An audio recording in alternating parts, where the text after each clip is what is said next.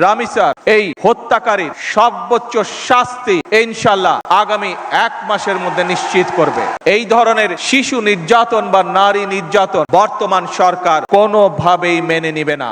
দীর্ঘদিনের ফ্যাসিবাদী শাসন শুধুমাত্র দেশের মানুষের অধিকার আর দেশের অর্থ সম্পত্তি লুট করেনি, বিচার বিভাগ সহ দেশের সমস্ত প্রতিষ্ঠানগুলোকে ধ্বংস করে দিয়েছে। সবচেয়ে যেটি বড় ক্ষতি হয়েছে, বিশেষ করে বিতাড়িত ফ্যাসিবাদের সময় মানবতা, মানবিকতা এবং দেশের আবহমান কালের ধর্মীয় সামাজিক মূল্যবোধগুলোকে একেবারেই বিনষ্ট করে দেওয়া হয়েছে। ঢাকার মিরপুরে একটি নিষ্পাপ মেয়ের নির্মম মৃত্যুর মাধ্যমে মানুষের মানবিক মূল্যবোধের চূড়ান্ত অবক্ষয়ের চূড়ান্ত প্রমাণ মিলেছে। প্রিয় উপস্থিতিবৃন্দ, প্রিয় ভাই বোনেরা, এ বিষয়ে একটি কথা আজকের এই অনুষ্ঠানে আমি পরিষ্কারভাবে আপনাদের সামনে তুলে ধরতে চাই। এই ধরনের শিশু নির্যাতন বা নারী নির্যাতন বর্তমান সরকার কোনোভাবেই মেনে নিবে না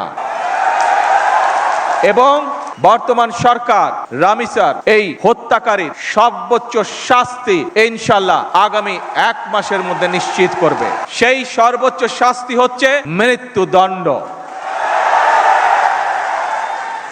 যাতে করে ভবিষ্যতে আর কোনো ব্যক্তি মানুষ এইভাবে শিশু বা নারী নির্যাতন করার সাহস না পায়।